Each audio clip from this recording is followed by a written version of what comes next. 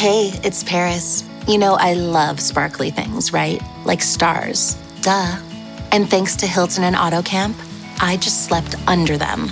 Picture me, serving looks by the fire outside my luxurious Airstream, making s'mores with the kids, while a national park is our backdrop. The great outdoors meets Hilton hospitality. That's hot. Explore all the new ways to stay at Hilton.com. Hilton for the stay. I'm Amy Westervelt, and this is Drilled.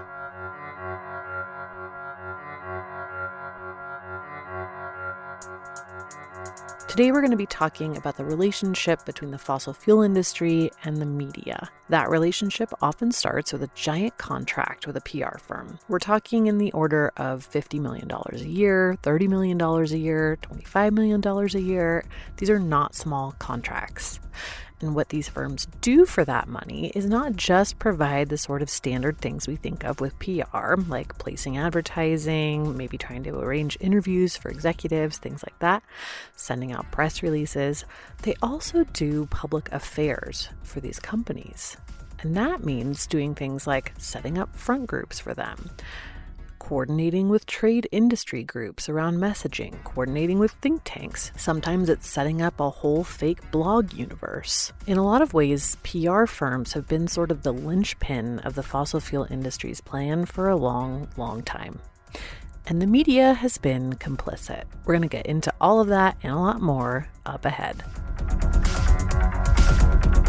The most interesting thing is the scale of the money. You know, you're talking about hundreds of millions of dollars spent by these trade associations to try to influence public policy.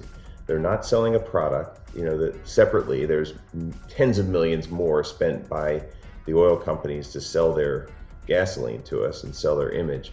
But this is broader. If you look at spending by the American Council for Clean Coal, Electricity, or by American Petroleum Institute, it's a bigger campaign of some sort that's been agreed upon by the members of that trade association as a need.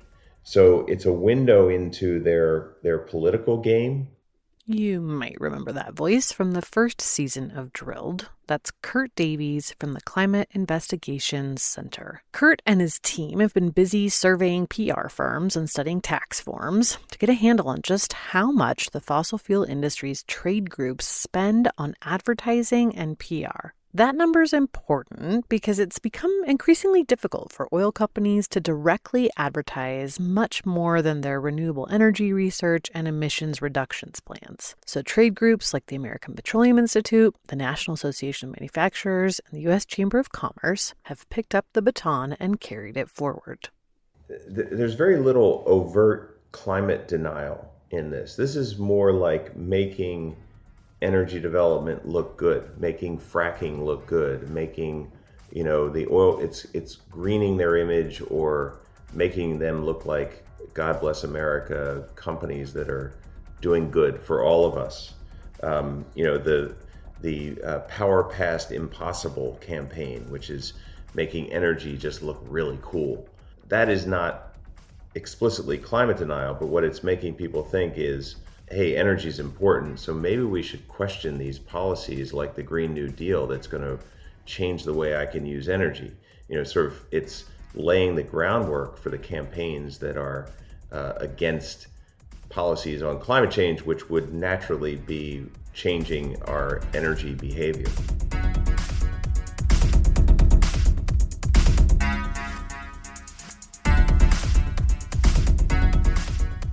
The Climate Investigation Center report picks up where they and the Center for Public Integrity left off back in 2014 and 2015. In 2014, CIC surveyed PR firms and their approaches to climate change. And then The Guardian's Suzanne Goldberg asked the country's top firms whether they would refuse to promote climate denial or to set up front groups and things like that would. Edelman, one of the first firms to use these tactics on behalf of big oil, said it was not something that they were doing. But shortly after that story came out, a TransCanada memo was leaked that showed that wasn't true. We got a hold of a leaked Edelman TransCanada document later in that year, where they showed their entire battle plan for how to get a pipeline that would be the alternative to the Keystone pipeline from Alberta to the Atlantic Ocean. And it included all sorts of mercenary tactics. It shows you that these, public affairs and PR is much more than advertising that you see on television. If you see a campaign for the new hamburger with French fries on it, that's a different level than a full public affairs campaign for a corporate enterprise or a damage control campaign. Edelman had to shun the American Petroleum Institute's money after that, but they thought of an easy solution. They spun a business unit called Blue Advertising off into its own business, which continued to work for API. Last year, that account appears to have gone to a firm in Texas called GDS&M, which produced API's Power Past Impossible campaign. You might have seen the ads for this during the Super Bowl. They're vivid and flashy. There's rapid-fire text on the screen listing all the aspects of modern life that we wouldn't have without oil. And it has a high-energy soundtrack to match. There's a website that goes along with it, and now we're starting to see the different media parts of that campaign get into various media outlets. Kurt's report found that industry trade groups spend about $1.4 billion on PR, advertising, and lobbying from 2008 to 2017. Keep in mind that doesn't include what each individual company may have spent, or what either companies or the industry spent on lobbying. In fact, a few days after the CCI report came out, a UK-based group called Influence Map released its latest report, which concluded that oil majors have spent about $1 billion on green PR since the Paris Agreement in 2016.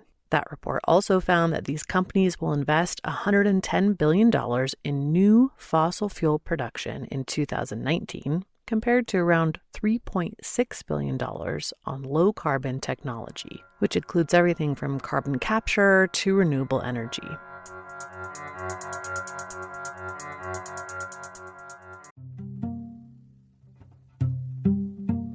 Hey, Drilled listeners, Amy here to recommend another climate podcast. If you have ever wondered exactly where your water comes from, what it means to actually break up with fossil fuels, or what the year 2100 could even look like, check out the Climate Dispatch from the folks at the Sierra Club Angeles chapter in collaboration with Stranded Astronaut Productions. The show is brand new. It launched in April, just in time for Earth Day, and it answers all those questions and more. The Climate Dispatch explores both global and local stories of the climate crisis through the lens of Southern California. On the show, host Taya Jeanette brings together a variety of guests and experts in conversation to share their climate wins and break down their fears and collective hopes for the future.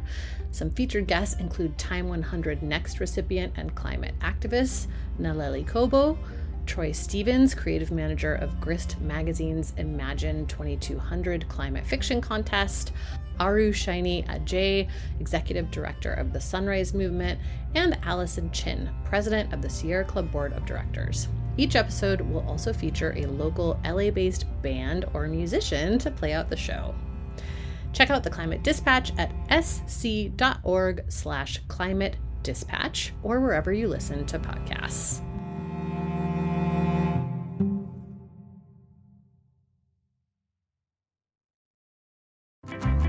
What does every USAA member have in common? Family. We're one big family who supports the military community and their eligible families. And if you, your parent, or spouse served, you could join our family and save big on auto insurance. Visit USAA.com/join today to check your eligibility. Membership eligibility and product restrictions apply and are subject to change. USAA means United Services Automobile Association and its affiliates, San Antonio, Texas.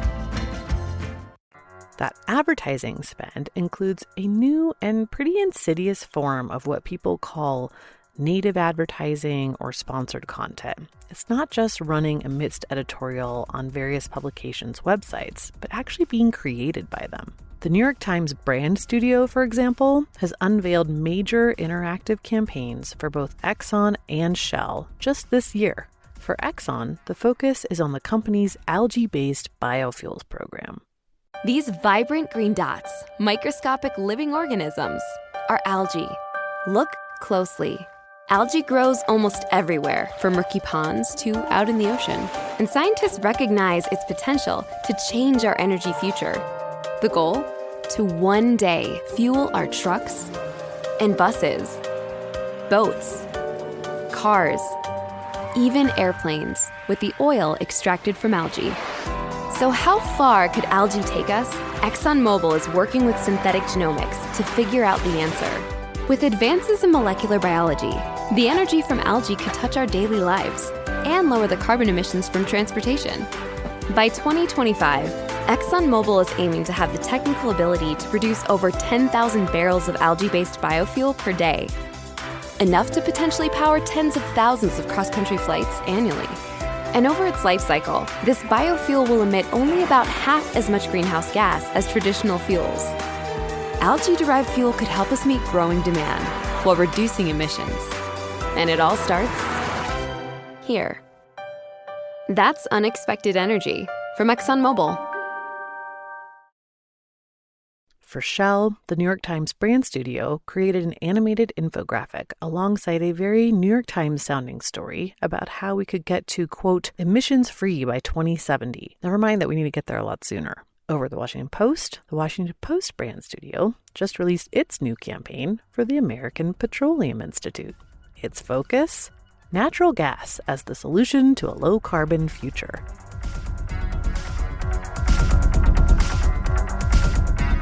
Every journalist I know gets defensive or even a little angry at the insinuation here. You know there's a division between ad and edit, they say. And I do. But here's the thing. Do readers?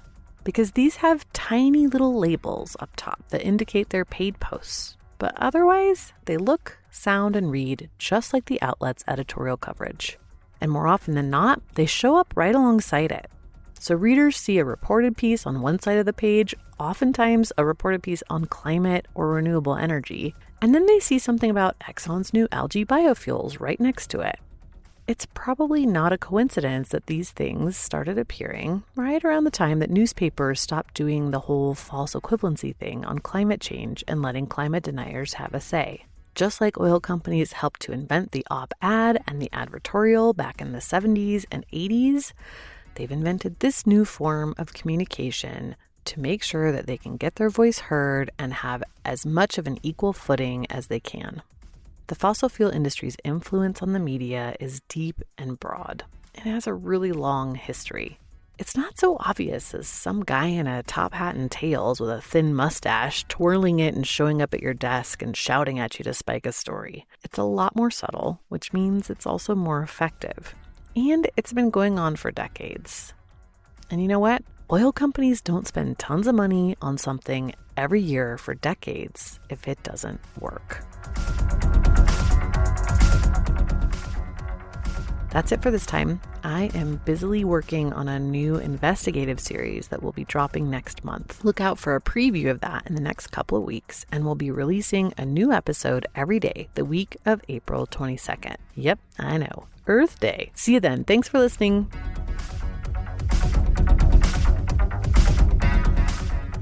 Drilled is produced and distributed by Critical Frequency. Reporting is done by me. Our story consultant is Reka Murthy. Our theme music is by Martin Wissenberg.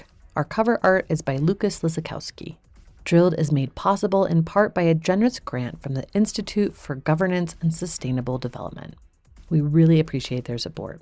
You can find Drilled wherever you get your podcasts. Please remember to rate and review the podcast. It helps us find new listeners and fight climate deniers. Thanks a lot. See you next time.